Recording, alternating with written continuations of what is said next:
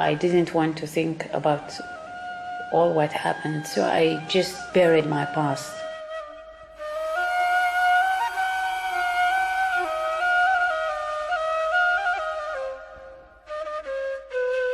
There were 38,000 Jews living in the northern part of Libya at the time.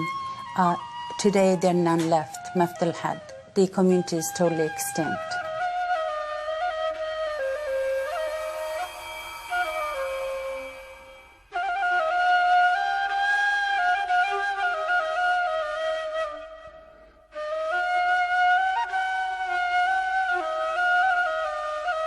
If somebody wants to understand what is going on in the Middle East, they have to understand the Jewish refugees from Arab countries.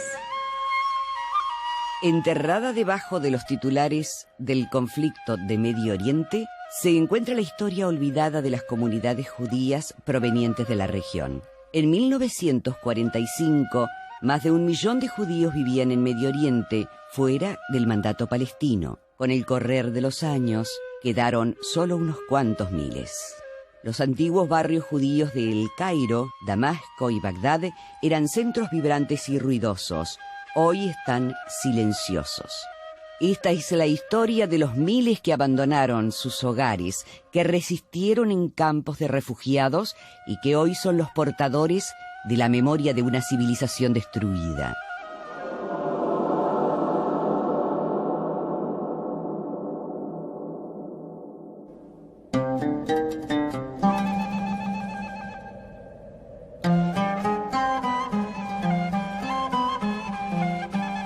I was in Los Angeles on a business trip. I was in a hotel, and there was a young lady in her mid-20s, and I could tell from her name and from her looks that she was Egyptian. So I said, "Ahlan wa sahlan." He said, "Oh, do you speak Arabic?" I said, "Yes."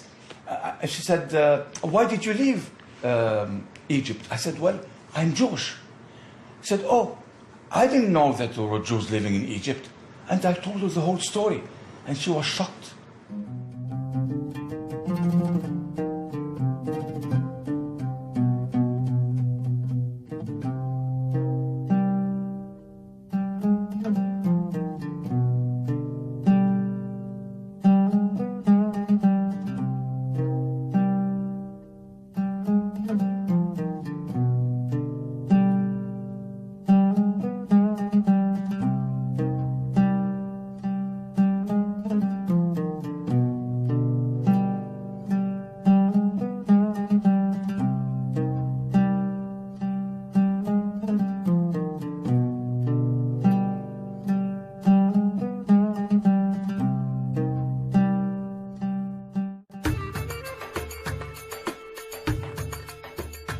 Everybody already thinks of Jews as white Europeans.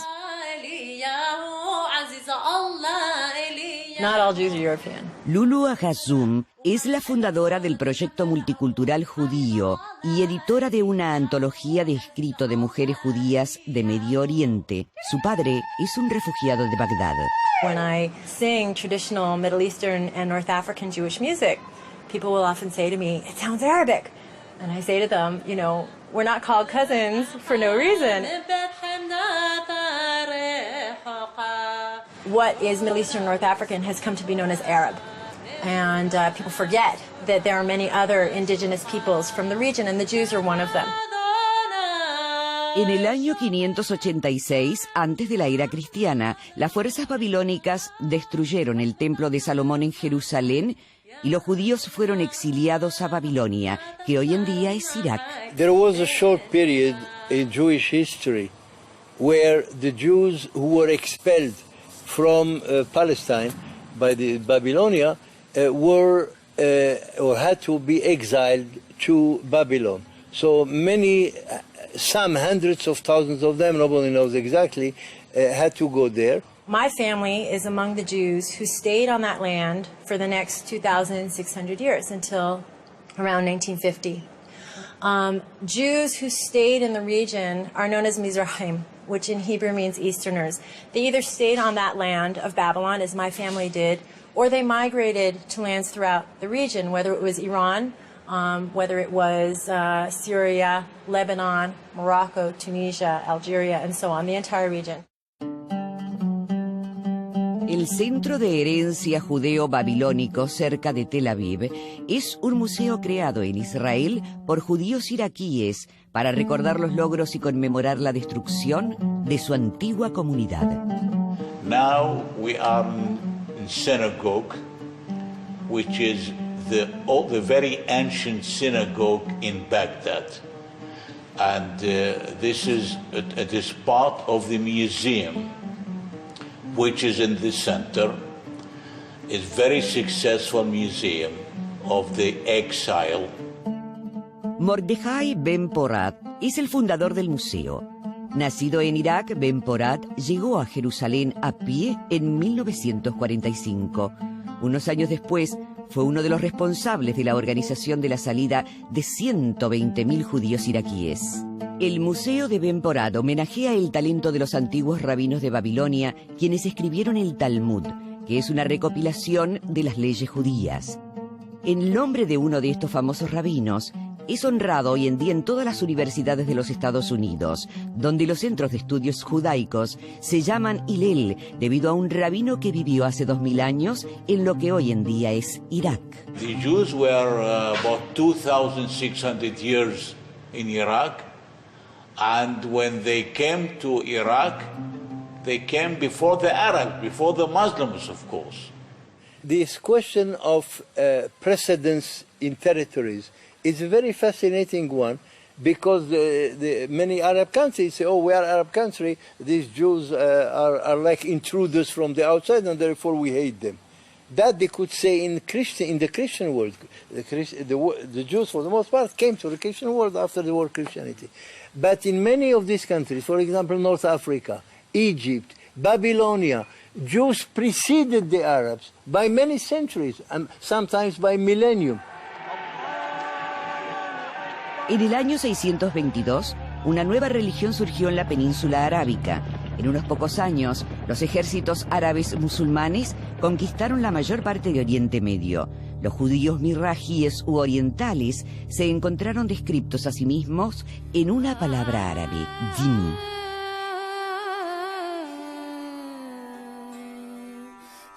A dhimmi, or a dhamma, depending on the pronunciation, is a tolerated people. It's the people of the book, Christians and Jews, people who worship, practice the Bible. And according to Islam, this is a group that's supposed to be protected. What that means is, as Islam conquered the entire Middle East, North African region and killed people in the name of Islam if they would not convert, the Jews and Christians would be spared their lives. However, they always had to be both physically and metaphorically inferior. For example, a Jew could not ride a horse because then his head would be higher than that of a Muslim. Jews could not build a synagogue higher than a mosque. All houses in Yemen, I mean the Jewish houses, must be lower, far lower than the Muslims.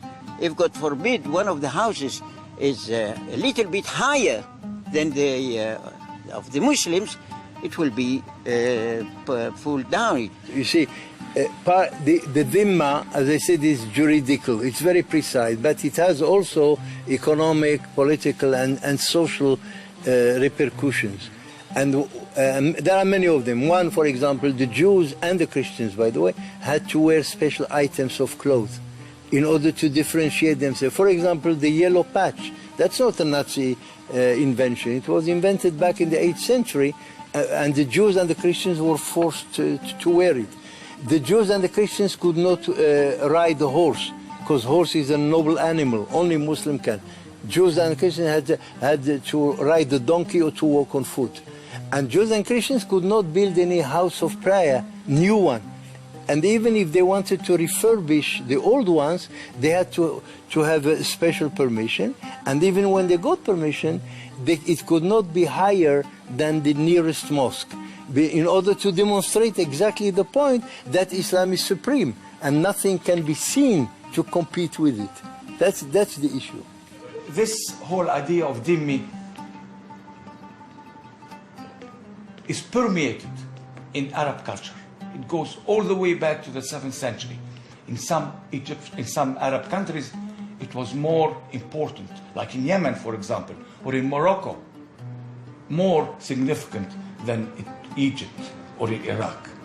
Jews were always at the mercy of whoever the ruler was at the time. If it was a generous, kind, democratic, so to speak, ruler, then the Jews even made it to government posts. And you just really always felt like an inferior, I wish I could say only second-class citizen. It felt more like 10th class, at least, citizen, constantly trying to compliment the Arab, trying to minimize yourself, trying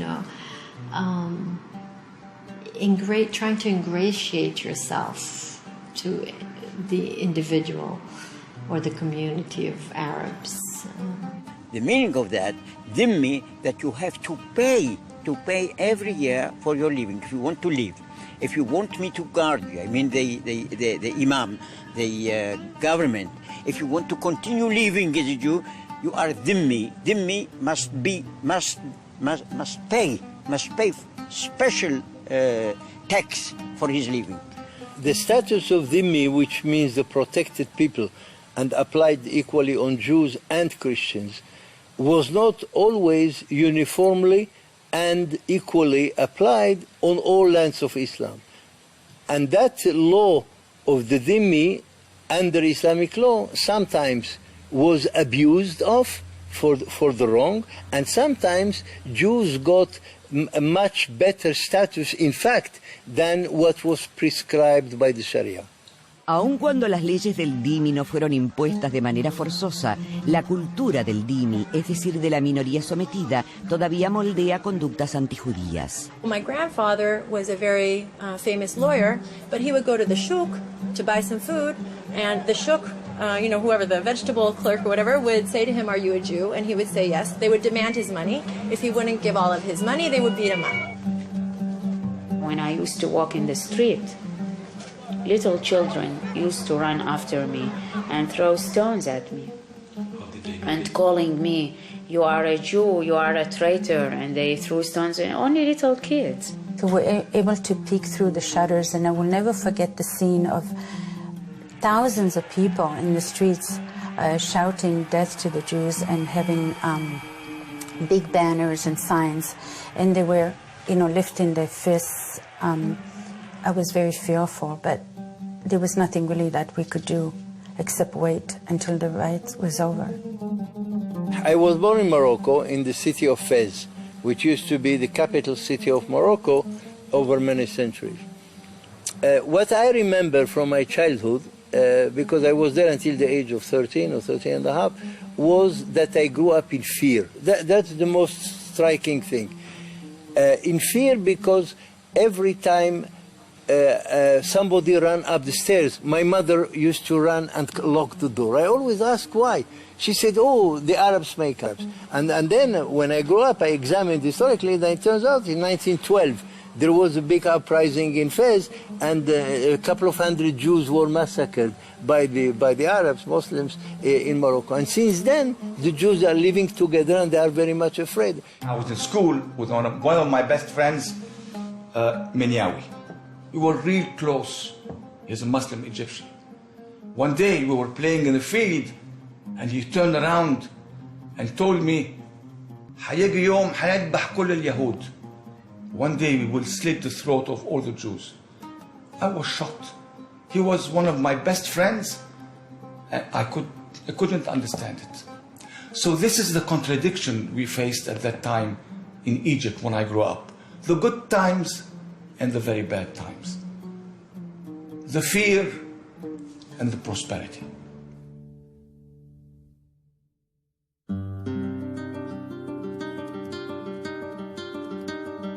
Los judíos eran ciudadanos de segunda clase cuando vivían bajo el régimen musulmán, pero bajo el régimen cristiano la persecución fue aún peor. Luego que los judíos fueron expulsados de España, muchos de ellos encontraron refugio y tolerancia en tierras islámicas. En las modernas ciudades de Medio Oriente, los judíos eran parte integral de la sociedad. Por ejemplo, en Bagdad, en 1920, los judíos eran casi el 40%. And I remember very well Baghdad. Remember the river My family used to live in northern Baghdad. It was a very nice neighborhood, and we had very good relations with the neighbors. Well, I remember the River Nile and the pyramids. I remember my friends and my school teacher, and I remember especially the 80,000 vibrant Jewish community. The Jews of Iraq, they served the state of Iraq very much, more than any other minority in Iraq. The first finance minister was a Jew. One of my relatives was a very well-known lawyer who drafted the Egyptian constitution for King Fuad in 1924. Now, not many Egyptian Muslims know that an Egyptian Jew drafted the constitution. I think my father was a very special case because he wasn't really even considered as a Jew by most of his Muslim friends. He was an Iraqi first and foremost. He was not only really very much knowledgeable about Judaism, but also about Quran, and he could cite many surahs from the Quran, and he understood very well the Quran. When Muslim was invited to Jews for Saturday, he said, for Chunt, Tibet we called it, it was very honored to that Muslim that he was invited to Jews. أبجد هوس حطي كلام شكل الأستاذ بقى منسجم أبجد هوس حطي كلام شكل الأستاذ بقى منسجم. Leila Murad, she was the diva, the Barbara Streisand, if you will, of the Middle East, and she was an Egyptian Jewish woman who was a beautiful singer, and to this day people are still listening to her music and absolutely love her. Most Arabs do not know that she's Jewish.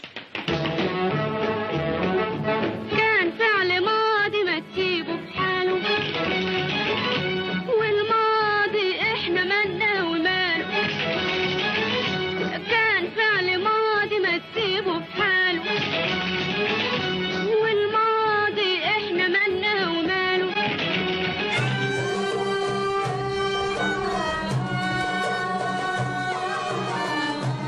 My parents left Iraq around the 50s. I was born here in Israel in the Middle East. I consider myself as a Judeo-Arab, belong to the Judeo-Arab people. El músico Yair Dalal preserva e interpreta música judía iraquí. Él aprendió este arte de músicos judíos que viajaron de Bagdad a Israel en los años 50. Dalal comparte su pasión con otros israelíes y hace giras por el mundo.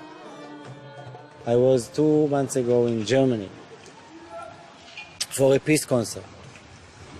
And I met 3 young musicians from Baghdad. They ran away, they escaped. It was in Cologne. They escaped to Cologne from Iraq. And we started to sing and play, and I played the violin and the oud. And after the concert, they came to the stage like they, with full of enthusiasm and tears in their eyes. He said, my father is a musician. He always taught me, if you want to study to play good music, to play well, go to the Jews, study from the Jews how to play. And he said, tonight I'm going to call him to Baghdad and to tell him I found Jewish young people that play your music. I listen a lot to Iraqi music. I read in Arabic. We cook the same food that we used to cook in Iraq. So I'm very much Iraqi as well. And this is the problem, because on the one hand, I have a lot of affection for the Iraqi people, but on the other hand, I am very much hurt by what happened to us in Iraq.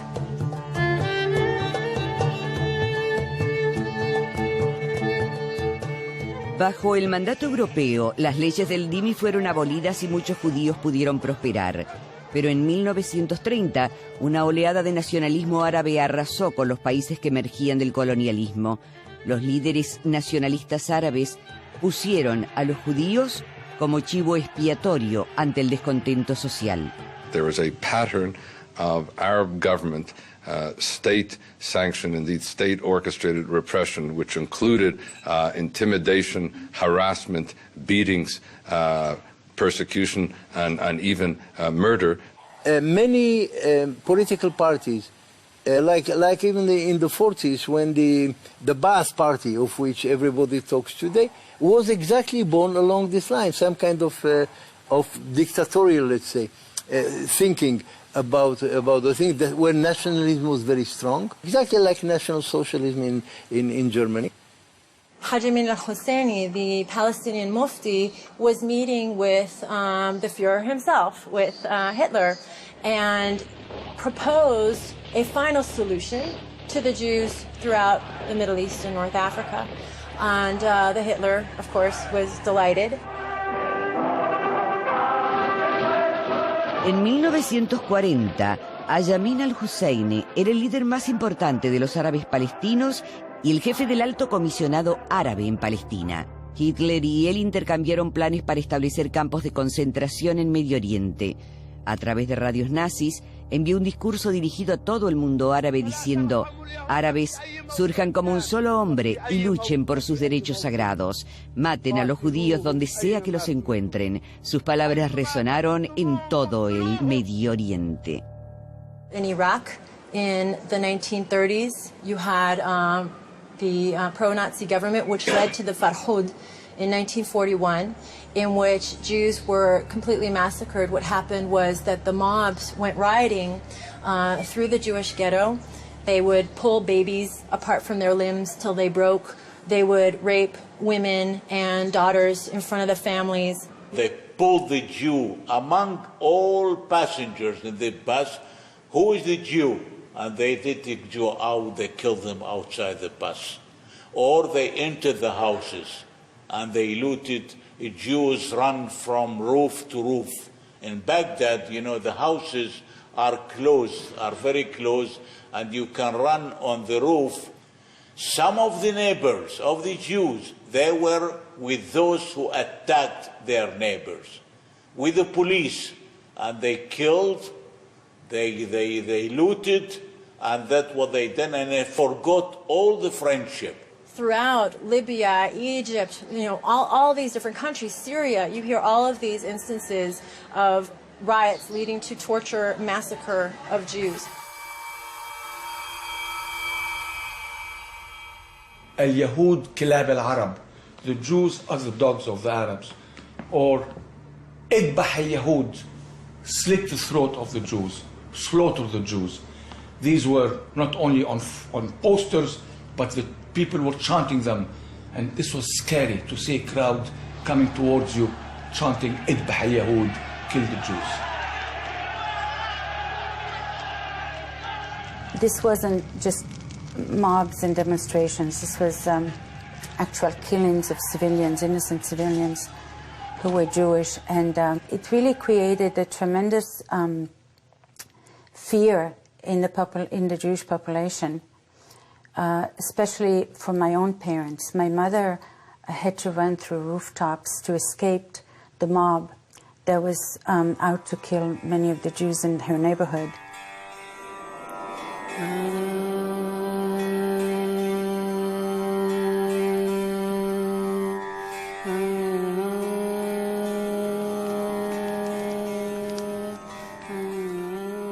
כן, אני הייתי בת 13 באותו זמן, בזמן המוראות, וראיתי את הזוועה הזאת, ועד היום, מול העיניים שלי.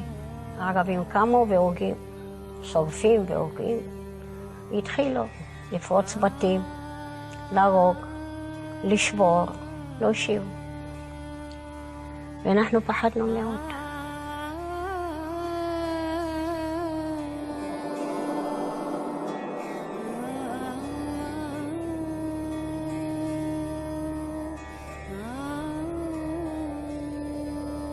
راستی و یبرد سیما حرای راستی و رسیما حرای عشت تفسوتی הרביצו עד כמה שנמאס להם. זה הסימן, תראה, רצו לחתוך את הידיים ואת הרגליים ואת הראש כמו מפה עם גרזנים, עד שנמאס להם וחשבו שאני מת.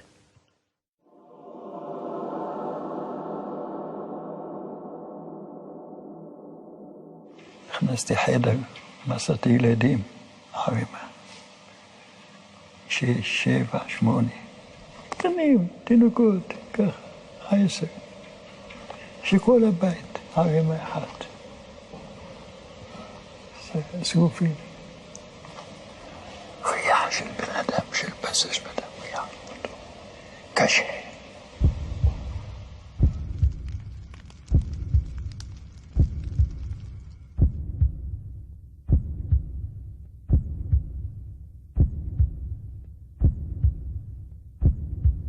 My neighbor, who was an Egyptian Muslim, actually saved our lives because he came down and told the mob that was rioting that there was no Jews living in the building, which was not true. My family were in hiding. In that kind of instability, the only thing you really have left is the trust in a good friend who can help you out of difficult situations, like the righteous Gentiles, you know, the righteous Arabs. And there were some.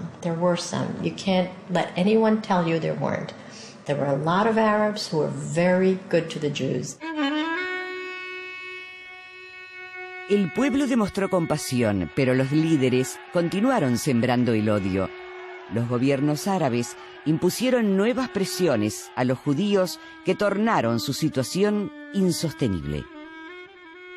We're talking about Nuremberg-type laws which criminalized being a Jew and characterized Jews as enemies of the state, which stripped Jews of their citizenship, which sequestered or forcibly seized their property and assets. In 1941, there was one nationalist leader, Kailani, who organized a big uprising against the British occupiers and so forth, and they take the same opportunity to massacre the Jews. And in Farhud, they also massacred the Jews.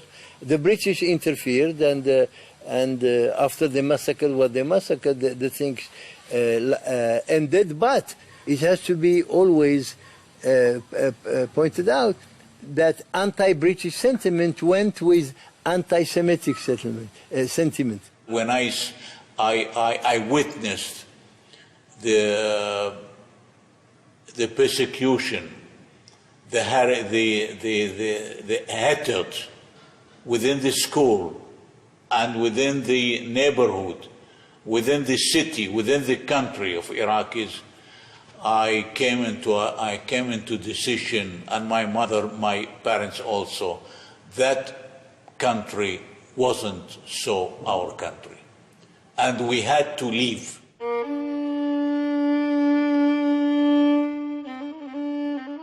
بدون رجوع meant without the chance of coming back, a one-way trip.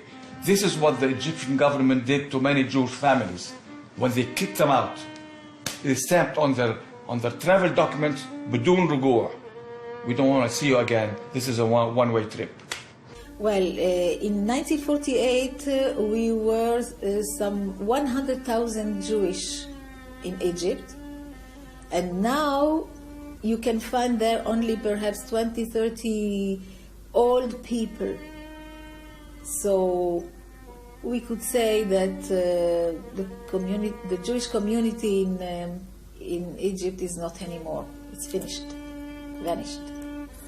As I was watching the door close, and it was a little bit dark, the lights were off, the sun wasn't strong anymore, the curtains were down, and there was this beautiful home, neat, clean, the beds were made, all these beautiful Persian rugs, big rugs, and we were just closing it, and we left.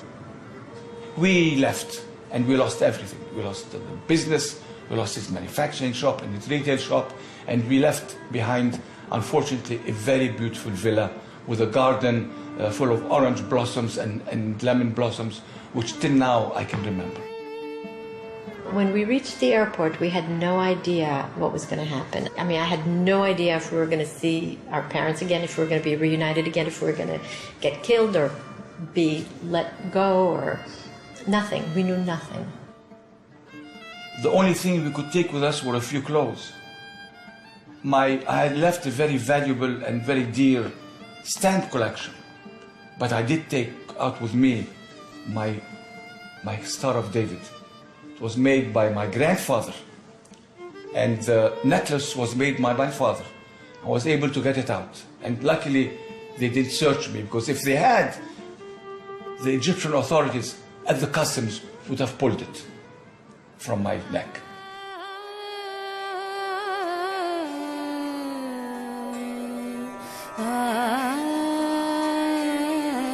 En Yemen, los judíos tuvieron que enfrentar una ola de violencia. Grupos de rescate internacional comenzaron a organizar un plan de evacuación aéreo de judíos yemenitas hacia Israel, pero muchos nunca antes habían visto un avión.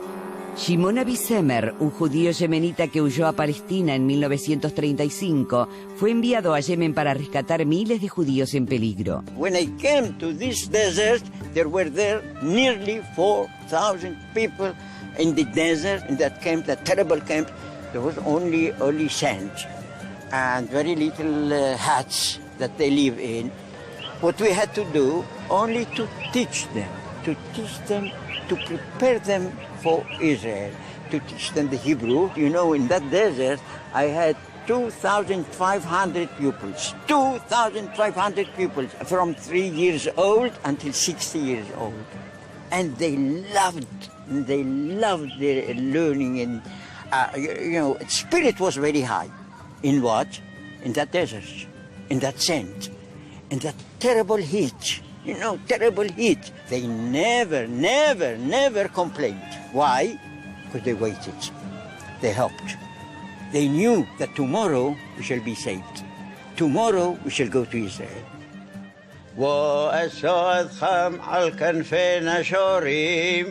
On Shabbat, we read that part of the Torah. It was Parashat Yitro. And in Parashat Yitro, we read that word, Va'esa etchem al kanfe nesharim va'avi etchem. And I shall take you, with the eagle wings, to Israel. The Jewish community in Yemen lived the Torah, and they believed that the Nesher, this Nesher, is the aeroplane. It's the aeroplane. And when the aeroplane came the following day, and the Sunday, the eagle, or if you want, the aeroplane, came and took the first wave to Eretz Yisrael. وثجد ابن إسرائيل التمر إيثام أشر أصيثي لمصرايم وأسود خام الكنفين شوريم وبيخام Se fue intensificando la persecución por parte del gobierno a los que se quedaron en los países árabes. En 1969, Saddam Hussein comenzó su carrera hacia el poder. Como demostración de fuerza, él ordenó el ahorcamiento público de 9 judíos en el centro de Bagdad. 500,000 de personas asistieron a las ejecuciones.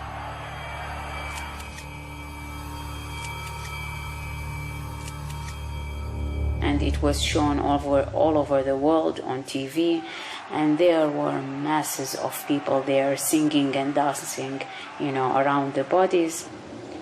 In 1972, it was on the eve of Yom Kippur. After receiving really such sad letters from my father, that he felt so lonely, and he was really hoping that, he get a passport and join us. We heard that he was actually abducted on his way to the synagogue. And we don't know until today what happened to him exactly. We didn't really have Kaddish for my father throughout these years. En Egipto, después de la Guerra de los 6 Días, el gobierno arrestó a todos los hombres judíos y los transportó a campos de concentración. They took the 400 male Jews between the age of 16 and 60 and put them in these concentration camps. One of them is called Abu Zabal. And they beat them, and they tortured them, and they humiliated them. The things they did, I cannot say, because they are so horrible. My uncle was in there, and many of my relatives were included. The persecution of the governments of Arab countries made the Jews in Arab countries desire to leave their origin country, but they didn't how, because no country was ready to receive them. So when the State of Israel was established, suddenly we have a shelter, and the Jews came to Israel.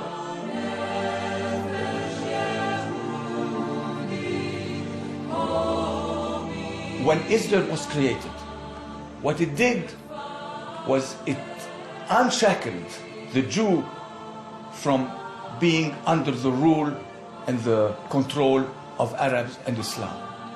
They became free and independent.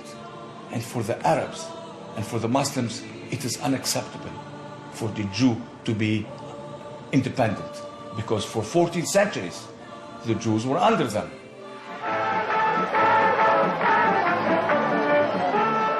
According to the Muslims and the Dhimmi rules, a majority state of Jews, a state where Jews are a majority or they are the rulers, is non-existent. It must never exist. El reciente gobierno israelí poseía poco dinero y a su vez enfrentaba una guerra declarada por 7 de sus vecinos árabes. De todos modos, 680.000 refugiados mirrajíes u orientales fueron alojados en carpas temporalmente en campos de refugiados llamados Ma'abarot. They were put into tents, wooden huts. More than 10 years, those Jews were in tents as refugees. My grandmother recalls that when they first got to the Ma'abarot and food was very scarce, and because couscous is a national dish in Libya, and it was not so easily available at the time, she used to take dry bread and dry it up in the sun and make into little bowls just to make it look like it was couscous. Durante los primeros años de la existencia del país, los refugiados mirrajíes lucharon por vencer la discriminación social. I was really surprised myself how we did it here, because when we came we had nothing.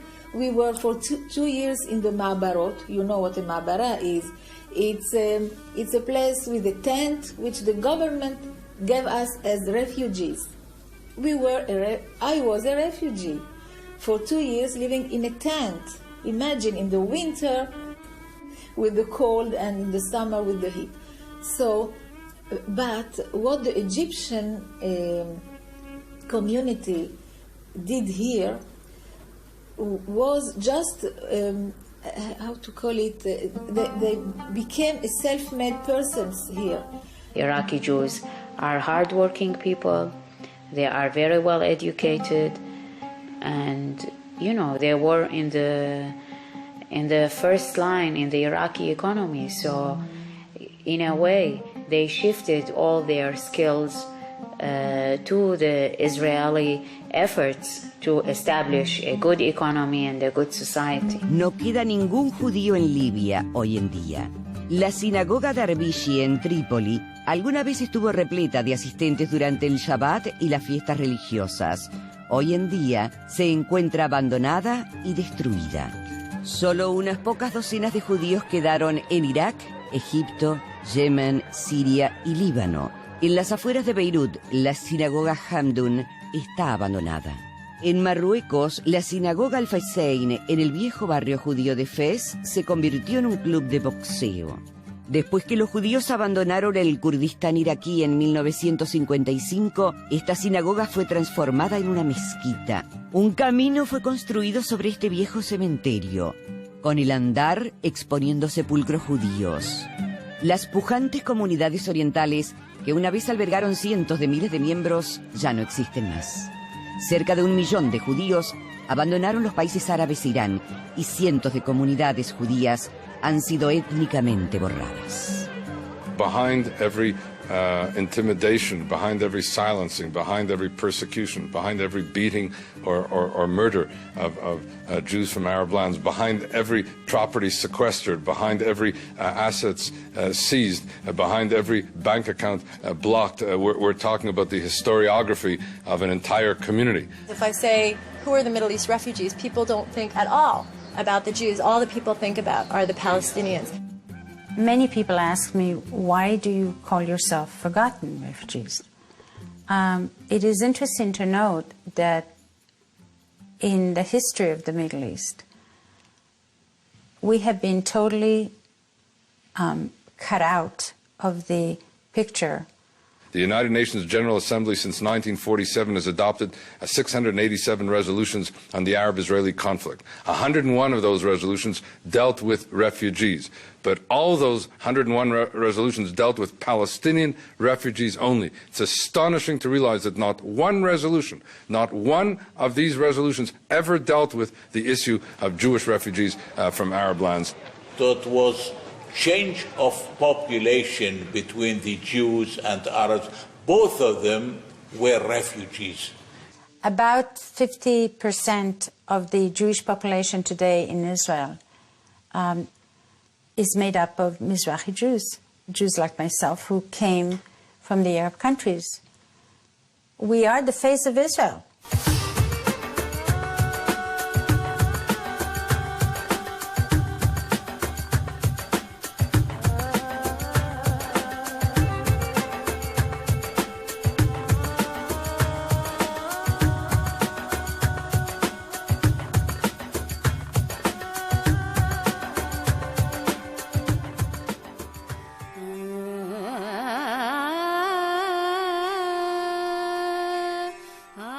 Anti-Semitism now in the Arab world is 100 times worse than when I lived there. It permeates every sector of Egyptian society and Arab Islamic society. In the mosque, in the school, in everyday conversation, on television. I don't think there can ever be peace unless they can become more tolerant towards their own cousins, the Jews.